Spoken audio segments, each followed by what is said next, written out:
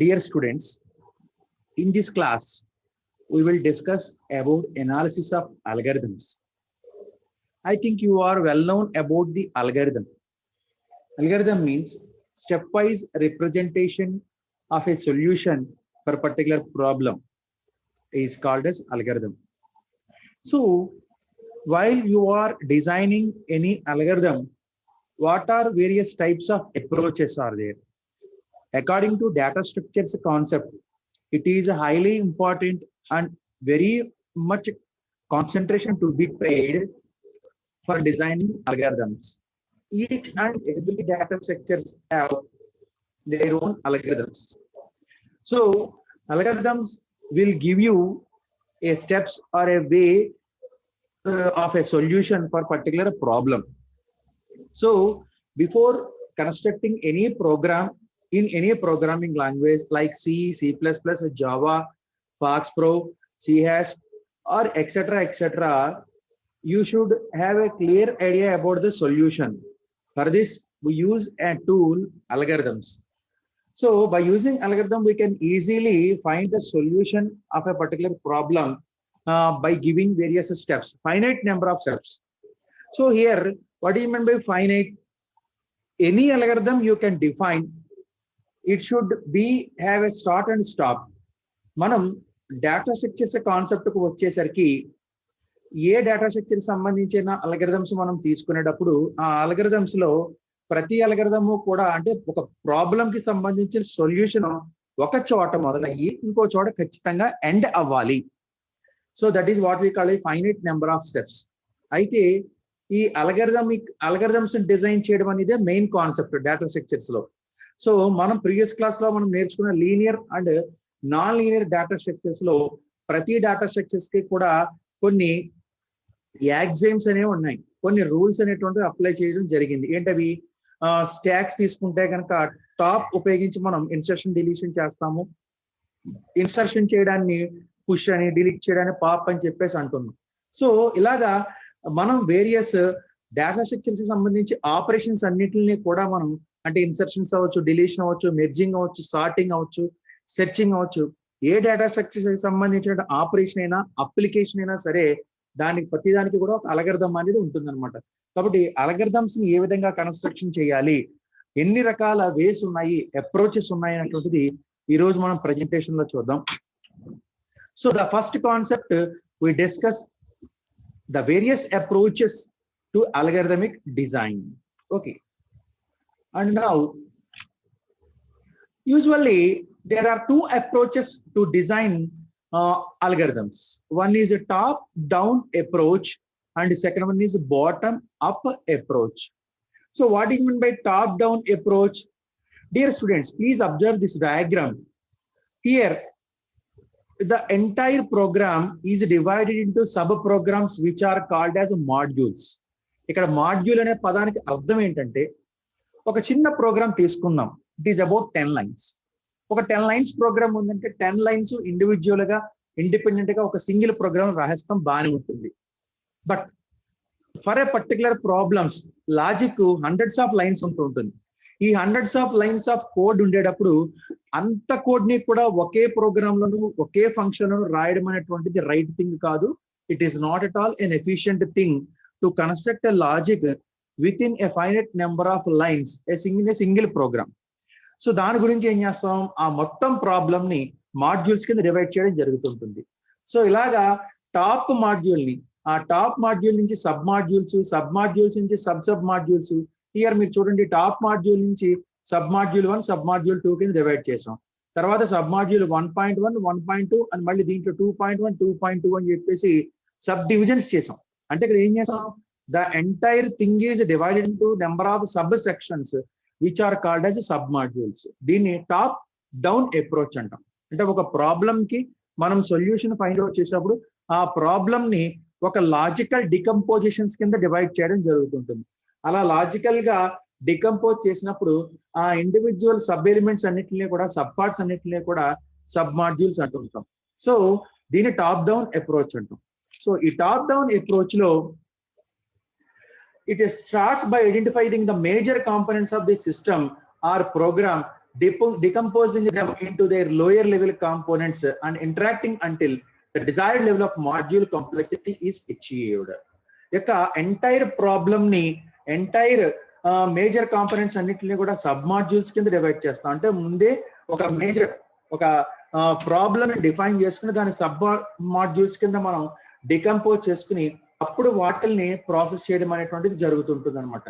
So ఇది ఒక step wise refinement of instructions అనమాట, టాప్ డౌన్ అప్రోచ్ అనేటువంటిది. So entire problem or entire function is program is divided into number of sub functions or sub modules. So that is what we called as a top down approach.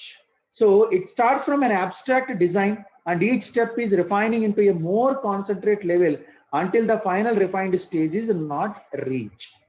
So oka big problem ni oka major component ni manam define cheskuni ante oka abstract design cheskuni దాని sub modules కింద divide చేసుకుని అప్పుడు complete గా అలా ఎంతవరకు మనం sub modules కింద divide చేయాలి, మనం ఎక్స్పెక్టేషన్ చేసినటువంటి లాజిక్, ఎక్స్పెక్ట్ చేసినటువంటి ప్రాబ్లం యొక్క సొల్యూషన్ ఫైనల్ గా రీచ్ అయ్యేంత వరకు మనం ఆ కాన్సన్ట్రేట్ చేయవలసి ఉంటుంది సబ్ లెవెల్స్ కింద, సబ్ మాడ్యూల్స్ కింద. దీన్ని ఏమంటాం అంటే టాప్ డౌన్ అప్రోచ్ అంటాం. So the entire thing is the entire problem is number of divided into number of modules and sub modules. Then it is called as top down approach. So dear students, what about bottom up approach? Okay, మనం ఇక్కడ bottom up approach ఏంటంటే individual sub చిన్న modules అన్నిటిని కూడా ముందు perfect గా design చేసి అప్పుడు మనం ఏం చేస్తాం అంటే వాటిని అసెంబుల్ చేస్తాం. అప్పుడు దాన్ని ఏమంటాం అంటే బాటమ్ అప్ అప్రోచ్ అంటాం. వైల్ డిజైనింగ్ ఏ కార్, ఒక కార్ ని కానీ, ఒక బైక్ ని కానీ, ఒక సైకిల్ ని కానీ డిజైన్ చేసేటప్పుడు ఇండివిజువల్ స్క్రూ, ఇండివిజువల్ పార్ట్ అన్నిటిని కూడా పర్ఫెక్ట్ గా డిజైన్ చేసుకుని అప్పుడు మనం వాటిని అసెంబుల్ చేస్తాం. దాన్ని బాటమ్ అప్ అప్రోచ్ అంటాం. ఇక్కడ మీరు చూడండి, టాప్ డౌన్ అప్రోచ్ లో టాప్ మాడ్యూల్ ని సబ్ మాడ్యూల్స్ కింద, సబ్ మాడ్యూల్స్ మళ్ళీ 1.1, 1.2, 2.1, 2 కింద డివైడ్ చేసాం. సో టాప్ నుంచి బాటమ్ కి వచ్చాము, top to bottom. Bottom up approach అంటే ఇండివిజువల్ మాడ్యూల్స్ అన్నిటిని కూడా ముందు డిఫైన్ చేసుకుని అప్పుడు ఫైనల్ గా ఇండివిజువల్ గా అన్ని కూడా పర్ఫెక్ట్ గా మనకి ఫంక్షనాలిటీ పర్ఫెక్ట్ గా వర్కింగ్ జరుగుతున్నాయి, పర్ఫెక్ట్ గా ఎగ్జిక్యూషన్ అయిన తర్వాత అప్పుడు మనం వాటిల్ని అసెంబుల్ చేసి మెయిన్ మాడ్యూల్ ని డిజైన్ చేస్తాం. సో ఫస్ట్ ఇక్కడ చూడండి, ఆరో మార్క్స్ కింద నుంచి పైకి ఉన్నాయి.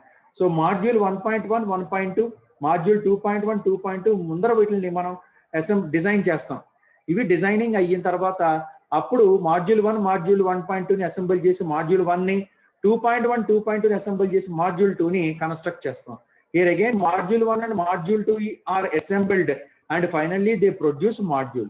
So top down approach లో టాప్ మాడ్యూల్ ని సబ్ మాడ్యూల్స్ కింద డివైడ్ చేస్తాం. అంటే ముందరే ఒక అబ్స్ట్రాక్ట్ టైప్ ని, అంటే ఒక ప్రోటోటైప్ ని మనం డిఫైన్ చేసుకుని వాటిని సబ్ మాడ్యూల్స్ కింద డివైడ్ చేసేస్తాం.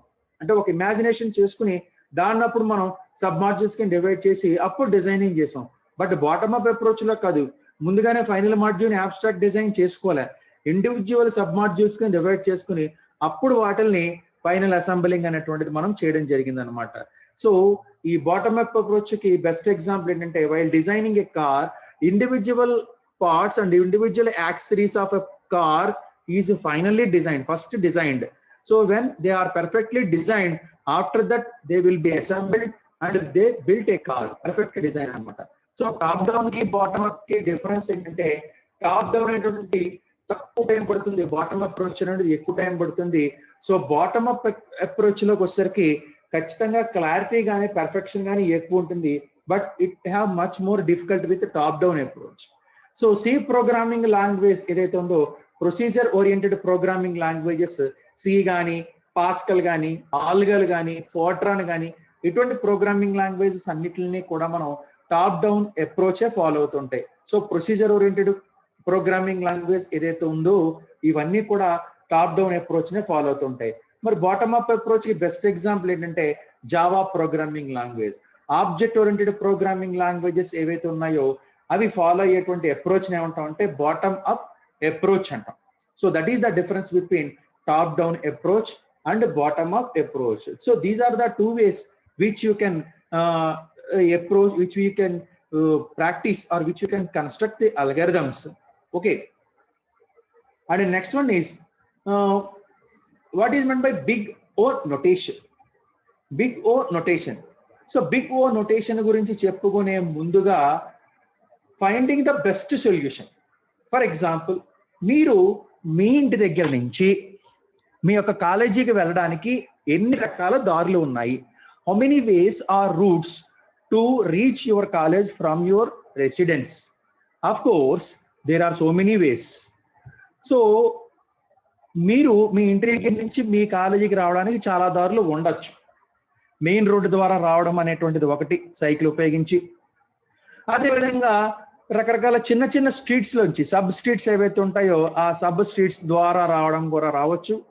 లేదా మూడోది ఏంటంటే, వేరే ఇంకా చిన్న దారులు ఏదైనా ఉంటే కనుక ఆ చిన్న దారుల ద్వారా కానీ, ఇంకొక రూట్ ద్వారా కానీ, కాస్త దూరంగా ఉండేటువంటి రూట్ ద్వారా కానీ రావడం జరుగుతుంటుంది. ఇలాగా మీరు మీ ఇంటి దగ్గర నుంచి కాలేజీకి రీచ్ అవడానికి ఎన్ని రకాల దారులు ఉంటాయో అన్ని దారుల్లోనూ కూడా ఏది బెస్ట్ దారి అనేటువంటిది ఫైండ్ అవుట్ చేయడం కోసం మీరు అనాలిసిస్ చేసుకుంటారు. ఏది బెస్ట్ వే అంటే, you compare with these 3 ways to reach the college from your residence. దానికంటూ మీకు ఏదో ఒక లాజిక్ అనేది ఉంటుంది. ఇలా వెళ్తే కనుక ట్రాఫిక్ అనేటువంటిది ఉండదు, సో మనం చాలా డైరెక్ట్ గా వెళ్ళిపోవచ్చు. ఇలా వెళ్తే ట్రాఫిక్ ఉంటుంది కానీ రోడ్డు చాలా బాగుంటుంది. లేదా ఇంకో విధంగా వెళ్తే కనుక మనం చాలా తక్కువ టైంలో వెళ్ళొచ్చు, కానీ అక్కడ రోడ్ అనేటువంటిది కొంచెం ఎక్కువ డ్రాబ్యాక్స్, డిఫెక్ట్స్ ఎక్కువగా ఉంటాయి, ప్రాబ్లమ్స్ ఎక్కువ ఉంటాయి అనే ఒక అనాలిసిస్ అనేటువంటిది మీరు సెల్ఫ్ అనాలిసిస్ చేసుకుంటారు. దాంట్లో ది బెస్ట్ ఏది ఉందో ఆ ది బెస్ట్ దారిని మీరు సెలెక్ట్ చేసుకుని ఆ దారి గుండా మీ ఇంటి దగ్గర నుంచి మీ కాలేజీకి వెళ్ళడం అనేటువంటిది జరుగుతుంటుంది. ఇక్కడ అల్గరిథమ్స్ అనేది కూడా అంతే. ఒక ప్రాబ్లమ్ ని మనం డిఫైన్ చేసుకున్నప్పుడు ఆ ప్రాబ్లం కి కేవలం ఒక సొల్యూషన్ మాత్రమే ఉంటుందని మనం అనుకోక్కర్లేదు. There are so many types of solutions for particular problem. మరి ఈ సొల్యూషన్స్ లో ఏది బెస్ట్ సొల్యూషన్, ఏది యావరేజ్ సొల్యూషన్, ఏది వరస్ట్ సొల్యూషన్, మరి దాన్ని ఎలా క్యాలిక్యులేట్ చేస్తాము అది చూడగానే చెప్పొచ్చా? దానికి ఏదైనా ఒక మెజర్మెంట్ కానీ, ఒక టెక్నిక్ కానీ, ఒక టెస్టింగ్ ప్రొసీజర్ కానీ ఉందా అంటే this is called as big O notation. Big O notation అనేటువంటి ఒక టూల్ ద్వారా మనం తయారు చేసుకున్నటువంటి అల్గరిథమ్స్, అంటే ఒక ప్రాబ్లం కి సొల్యూషన్స్ ఏవైతే ఉన్నాయో, అల్గరిథమ్స్ అనే కాన్సెప్ట్ పక్కన పెడితే ఒక సొల్యూషన్, ఒక ప్రాబ్లం కి 10 మంది 10 రకాల సొల్యూషన్స్ ఇచ్చారు. దాంట్లో ఏది బెస్ట్ సొల్యూషన్ అయినటువంటిది, ఏది యావరేజ్ సొల్యూషన్ అయినటువంటిది, ఏది వరస్ట్ సొల్యూషన్ అనేటువంటిది ఎలా తెలుస్తుంది? వాటిని కంపేర్ చేయడానికి, వాటిని చెక్ చేయడానికి, వాటిని వ్యాలిడేట్ చేయడం కోసం మనం ఉపయోగించేటువంటి నొటేషన్ ఏమంటే బిగ్ ఓ నొటేషన్ అంటాం. So while resolving a computer related problem, there will be frequently be more than just one solution. So ఒక ప్రాబ్లం, కంప్యూటర్ రిలేటెడ్ ప్రాబ్లమ్స్ ఏవైతే ఉన్నాయో అంటే area of rectangle, area of square, simple interest calculation, marks generation of A student and salary calculation of A particular employee, రకరకాల problems ఉంటాయి. ఈ problems కి solutions find out చేసేటప్పుడు కేవలం ఒకటే కాదు 10 మంది ప్రోగ్రామర్స్ కి కూడా 10 రకాల సొల్యూషన్స్ వచ్చేటువంటి అవకాశం ఉంటుంది. So these individual solutions will often be in the shape of different algorithms or instructions having different logic, and you will normally want to compare algorithms to see which one is the more proficient. మరి ఇంతమంది ఇన్ని రకాల algorithms ని design చేసేటప్పుడు ఇందులో ఏది best algorithm, ఏ best algorithm నుంచి మనం ప్రోగ్రామ్ ని తయారు చేసుకోవచ్చు అనేటువంటిది ఎలా చెప్తుంది, ఎలా క్యాలిక్యులేట్ చేస్తాము, ఎలా అనాలిసిస్ చేస్తాము.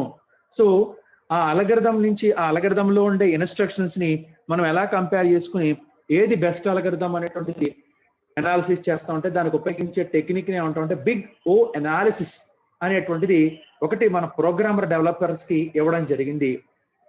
So here it is a basis for computing and measuring the efficiency of a specific algorithm. నేను ఒక అల్గరిథం తయారు చేశాను, మీరు ఒక అల్గరిథం తయారు చేశారు, మీతో పాటుగా మీ క్లాస్మేట్స్ ఎవరైతే ఉన్నారో వాళ్ళందరూ కూడా రకరకాల అల్గరిథమ్స్ తయారు చేశారు. ఇన్ అల్గరిథమ్స్ లో ఏది బెస్ట్ అల్గరిథము, ఏ అల్గరిథం ని మనం ప్రోగ్రామ్ జనరేట్ చేయడానికి ఉపయోగించవచ్చు అని అనాలిసిస్ చేయడానికి మనకు ఉపయోగించేటువంటి టెక్నిక్ ని బిగ్ ఓ అనాలిసిస్ అని చెప్పేసి అంటుంటాం. హియర్ ఇక్కడ కొన్ని రకాల నొటేషన్స్ మనం చెప్పడం జరిగింది. F of N represents the computing time of some algorithm. ఒక అల్గారిథం కంప్యూటింగ్ చేయడానికి పట్టేటువంటి టైం ని మనం టెర్మినాలజీలో ఎఫ్ ఆఫ్ ఎన్ అనుకుందాం. Whereas g of N represents the known standard functions. కొన్ని రకాల స్టాండర్డ్ ఫంక్షన్స్ తీసుకున్నాం, n, n square, n log n అని చెప్పేసి కొన్ని రకాల స్టాండర్డ్ ఫంక్షన్స్ తీసుకున్నాం. సో ఈ కంప్యూటింగ్ టైం ఎలా క్యాలిక్యులేట్ చేస్తాం అంటే order of g of n అని చెప్పేసి మనం డిఫైన్ చేసుకోవడం జరుగుతుంది అనమాట. వేరాస్ f of n means f of which means that f of n of n equals to the biggest order of function. So highest to smallest అనమాట. So here the biggest order of the function, highest order ఏంటంటే n అనమాట. That is g of n అనేటువంటిది highest order అనమాట. Big O helps to determine the time as well as the space complexity of an algorithm. So Big O analysis అనేటువంటిది main ఎందుకు ఉపయోగిస్తామంటే complexity of algorithm. Complexity means the depth, ఎంత calculation of depth అనేటువంటి algorithm ఉంది అనేటువంటి complexity ద్వారా చెప్తాం. The depth of the algorithm is nothing but complexity. So ఎక్కువ డెప్త్ ఉంది అంటే కానీ కాంప్లెక్సిటీ ఎక్కువ ఉంటుంది, డెప్త్ తక్కువగా ఉంది అంటే కానీ కాంప్లెక్సిటీ తక్కువ ఉంటుంది. దీని 2 టైప్స్ లో మెజర్ చేస్తాం. ఒకటి టైం కాంప్లెక్సిటీ, రెండవది space complexity. What you mean by time complexity? ఒక క్వశ్చన్ కి యొక్క ఆన్సర్ ని మీరు చదవడానికి ఎంత టైం పడుతుంది, దాని టైం కాంప్లెక్సిటీ అంటాం. ఒక ఇంగ్లీష్కి సంబంధించి ఒక సంస్కృతికి సంబంధించి క్వశ్చన్ ఉందంటే చాలా తొందరగా మీకు వచ్చేస్తుంది. అదే కొంచెం ఫిజిక్స్ కానీ లేకపోతే మన కంప్యూటర్ సైన్స్ సంబంధించి కానీ లేదా మ్యాథమెటిక్స్ సంబంధించి గ్రూప్ సబ్జెక్ట్స్ క్వశ్చన్ యొక్క ఆన్సర్స్ ఉన్నాయనుకోండి, ఇవి కొంచెం ఎక్కువ టైం పడుతుంటాయి గ్రూప్ సబ్జెక్ట్స్ కాబట్టి టైం కాంప్లెక్సిటీ వాటికి ఎక్కువ ఉంటుంది. వాటి మీన్ బై స్పేస్ కాంప్లెక్సిటీ, ఒక అల్గోరిథం ని లేదా ఒక ప్రాబ్లం యొక్క సొల్యూషన్ ని మెమరీలో స్టోర్ చేసుకోవడానికి పట్టేటువంటి స్పేస్, మెమరీ స్పేస్ ఏదైతే ఉందో అది ఎంత తక్కువ మెమరీయా ఎంత ఎక్కువ మెమరీయా పడుతుందో చెప్పేటువంటి దాన్ని ఏమంటామంటే స్పేస్ కాంప్లెక్సిటీ అంటాం. So here using the big O notation, the time taken by the algorithm and the space required to run the algorithm can be ascertained. కాబట్టి ఏదైనా ఒక అల్గోరిథం ని తయారు చేసినప్పుడు ఈ అల్గోరిథం యొక్క స్టాండర్డ్స్ ని, ఆ అల్గోరిథం యొక్క ప్రొఫిషియన్సీని, ఆ అల్గోరిథం యొక్క క్వాలిటీని అనాలిసిస్ చేయాలంటే ఈ బిగ్ O అనాలిసిస్ ద్వారా, బిగ్ O నొటేషన్ ద్వారా 2 రకాల కాంప్లెక్సిటీస్ ని మనం అనాలిసిస్ చేయొచ్చు. ఒకటి టైం కాంప్లెక్సిటీ, రెండోది స్పేస్ కాంప్లెక్సిటీ. నేను ఒక అల్గోరిథం తయారు చేశాను, మీరు ఒక అల్గోరిథం తయారు చేశారు, మీతో పాటుగా మీ క్లాస్మేట్స్ అందరూ కూడా అల్గోరిథం తయారు చేయడం జరిగింది. ఇందులో నా అల్గోరిథం కి ఎగ్జిక్యూషన్ జరగడానికి ఎంత టైం పడుతుంది, దీనికి స్టోర్ చేయడానికి ఎంత స్పేస్ పడుతుంది, దీన్ని క్యాలిక్యులేట్ చేయాలంటే నా అల్గోరిథం కి బిగ్ O అనాలిసిస్ ని అప్లై చేస్తే ఒక పర్టికులర్ క్యాలిక్యులేటెడ్ అవుట్పుట్స్ వస్తాయి. దాన్ని బట్టి టైం కాంప్లెక్సిటీని, స్పేస్ కాంప్లెక్సిటీని మనం అనాలిసిస్ చేస్తాం. అలాగే మిగతా వాళ్ళ యొక్క అల్గోరిథమ్స్ ని కూడా టైం కాంప్లెక్సిటీ, స్పేస్ కాంప్లెక్సిటీని క్యాలిక్యులేట్ చేస్తే హైయెస్ట్ అండ్ స్మాలెస్ట్ అని ఉంటుంది. దీన్ని g of n అన్నాం చూసారు ఇందాక, స్టాండర్డ్స్ అనమాట. సో మనకి రేటింగ్ ఇచ్చినట్టు అనమాట. 3 star rating, 2 star rating, 5 star rating ఎలాగైతే అంటుంటారో, 5 స్టార్ రేటింగ్ అంటే high quality and highly interested and preferable అనమాట. 2 స్టార్ రేటింగ్ అంటే వెంటనే అబ్బాయి ఇది మంచిది కాదండి తీసేయండి అంటుంటాం. కాబట్టి highest priority known as functions n square, n log n అని చెప్పేసి కొన్ని రకాల మెజర్మెంట్స్ ఇవ్వడం జరిగింది. ఆ మెజర్మెంట్స్ ని బట్టి నేను తయారు చేసిన అల్గోరిథం యొక్క టైం కాంప్లెక్సిటీని, స్పేస్ కాంప్లెక్సిటీని, అంటే అల్గోరిథం ఎగ్జిక్యూట్ కావడానికి పట్టే టైంని, అల్గోరిథం స్టోర్ చేయడానికి అంటే ఆ లాజిక్ ని ఇంప్లిమెంట్ చేసినప్పుడు, అల్గోరిథం ని మనం స్టోర్ చేయం, ఆ అల్గోరిథం నుంచి ఉపయోగించి మనం బిల్డ్ చేసిన ప్రోగ్రామ్ ని స్టోర్ చేయడానికి పట్టే టైం. స్టోర్ చేయడం అంటే అందులో ఎన్ని వేరియబుల్స్ ఉపయోగించావు, దాంట్లో ఎన్ని ఫ్లో కంట్రోల్స్ ఉపయోగించావు, ఏమైనా పాయింటర్స్ ఉపయోగించావా, అరేస్ ఉపయోగించావా, నువ్వు ఉపయోగించిన ప్రిమిటివ్ డేటా టైప్స్ ఏంటి, వీటిలన్నిటిని మనం క్యాలిక్యులేట్ చేసుకుంటే పట్టే స్పేస్ వస్తుంది. ఆ స్పేస్ ని బట్టి బిగ్ O అనాలిసిస్ ద్వారా స్పేస్ కాంప్లెక్సిటీని కూడా క్యాలిక్యులేట్ చేయొచ్చు. సో దాన్ని బట్టి మన అల్గోరిథం యొక్క టైం కాంప్లెక్సిటీని, స్పేస్ కాంప్లెక్సిటీని క్యాలిక్యులేట్ చేస్తాం.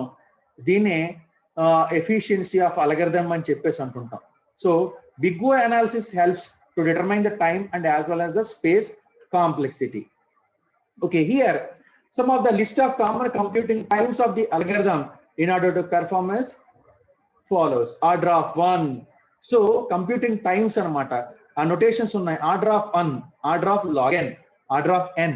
So order of n log n, order of n square, order of n cube, order of 2 power n.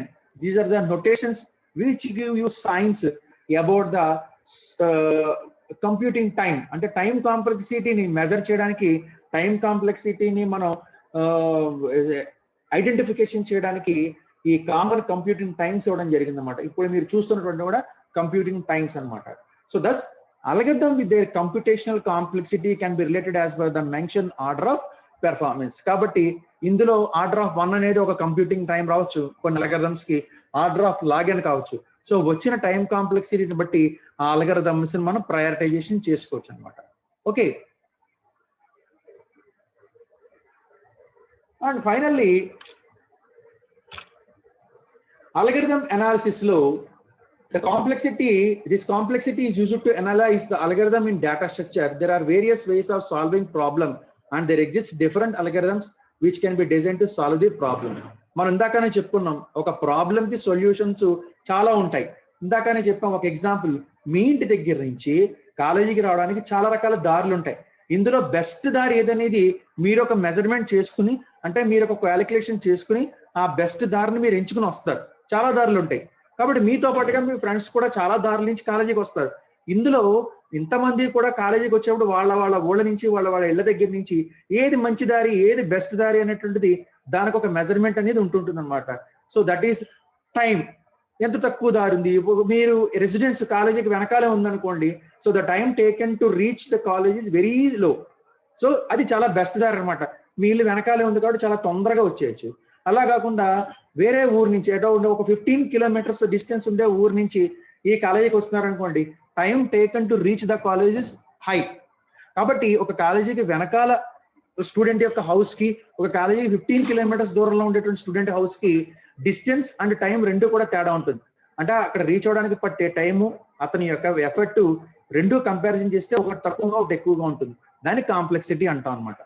Okay, consequently analysis of algorithm focuses on the computation of space and time complexity. ముందుగానే చెప్పుకున్నాం, ఒక algorithm యొక్క క్వాలిటీని, ఆ algorithm యొక్క ఎఫిషియన్సీని, ఆ algorithm యొక్క prioritisations ని, సెలక్షన్ ని, అది సెలెక్ట్ చేయొచ్చా లేదా అనే విషయాన్ని time complexity and space complexity అనే రెండు కాన్సెప్ట్ల మీద ఆధారపడి వర్క్ చేయడం జరుగుతుంటుంది.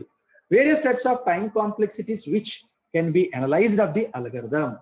సో టైం కాంప్లెక్సిటీని 3 రకాలుగా మెజర్ చేస్తాం: best case, average case and worst case.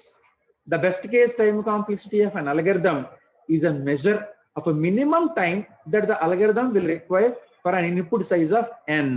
So mana campus ki leda మీ కాలేజీకి మీ యొక్క ఇల్లు వెనకాలే ఉందనుకోండి, so it takes a few seconds or few minutes to reach the college. That is best case. And what about average worst case? చెప్పాం. So మీ ఇంటి దగ్గర నుంచి college రావడానికి ఒక 15 కిలోమీటర్స్ దూరం ఉందనుకోండి, ఇలా చుట్టూ తిరిగి ఇంకా టైం తీసుకుని వస్తున్నారు అనుకోండి, దాని వరస్ట్ కేస్ ఆఫ్ టైం అన్నాం. Okay, the worst case of time complexity of an algorithm is measure of the minimum time that algorithm will requires an input size of 1. Okay, so the maximum time or maximum size of input size of n will focus as the worst case of time. Okay, if you various algorithm for sorting and taken into account and say n input data items are supplied in reverse order for sorting algorithms, then the algorithm will requires n square. So ikkada endante oka elements ఉన్నాయి, ఒక 5 నెంబర్లని మీకు 5 numbers ఇచ్చాం, 5 different numbers. ఈ 5 numbers ని కూడా order లో పెట్టమన్నాం అనుకోండి, అన్ని కూడా డిసెండింగ్ ఆర్డర్ లో ఉన్నాయి. అంటే ప్రతిదాన్ని చేంజ్ చేస్తే తప్ప అసెండింగ్ ఆర్డర్ లో పెట్టడం కుదరదు. ఇది వరస్ట్ కేసు. అంటే 5 ఆర్డర్ లో నేను పెట్టిస్తే 5 ఆర్డర్ లో అస్సలు లేవు, అన్ని వేరు ప్లేసుల్లో ఉన్నాయి. వాటిని ఆర్డర్ లో పెట్టడానికి మీకు n స్క్వేర్ ఆఫ్ టైం పడుతుంది అనమాట. అంటే ప్రతిదీ ఆర్డర్ లో పెట్టుకుంటూ వెళ్ళాలి. అలా కాకుండా ఒక n ఎలిమెంట్స్ తీసుకుని మీకు ముందే ఆర్డర్ లో పెట్టి ఇచ్చేసాను, ఇది మీరు ఆర్డర్ లో పెట్టమన్నాను, దానికి పట్టే టైం చాలా తక్కువ. సో అది బెస్ట్ కేస్ కింద చెప్తాం అనమాట. అంటే 2 ఎలిమెంట్స్ ఆల్రెడీ సార్టింగ్ ఆర్డర్ లో ఉన్నాయి, లేదా 3 ఎలిమెంట్స్ ఆల్రెడీ సార్టింగ్ ఆర్డర్ లో ఉన్నాయి, ఇంకా 2 మీరు సార్ట్ చేస్తే సరిపోతుంది. అది బెస్ట్ కేస్ అవుతుంది. 5 కూడా పూర్తిగా అన్సార్టెడ్ లో ఉంటే కనుక అవి ప్రతిదీ మనం సార్ట్ చేసుకుంటూ వెళ్ళాలి, దాని వరస్ట్ కేస్ అన్నాం. And next one is average time complexity algorithm. The time that the algorithm will require to execute a typical input data of size n is known as average case time complexity. So half of the elements unsorted lo undi, half of the elements sorted lo undi, average time ఎంతైతే నువ్వు ఒక algorithm ని execute చేయడానికి పట్టిందో అలాంటప్పుడు దాన్ని ఏమంటాం అంటే average time complexity of algorithm అంటాం. కాబట్టి టైం కాంప్లెక్సిటీ అనేది worst case, best case, average case అని చెప్పేసి 3 స్టేజెస్ లో మనం క్యాలిక్యులేట్ చేయడం జరుగుతుంది అనమాట. So this is about analysis of algorithms. కాబట్టి హియర్ మనం ప్రతి అల్గరిథం కి కూడా బిగ్ ఓ నోటేషన్ అనేటువంటి దాన్ని మనం అప్లై చేసి ఆ అల్గరిథం యొక్క టైం కాంప్లెక్సిటీని, స్పేస్ కాంప్లెక్సిటీని క్యాలిక్యులేట్ చేసి ఆ అల్గరిథం చూస్ చేసుకోవడం, ద బెస్ట్ అల్గరిథం ఏదనేది చూస్ చేసుకోవడం కుదురుతుంది అనమాట. So this is about various approaches of algorithm and analysis of algorithms. On the next class, we will clearly discuss about the big O notations and further coming into linear data structures. Thank you.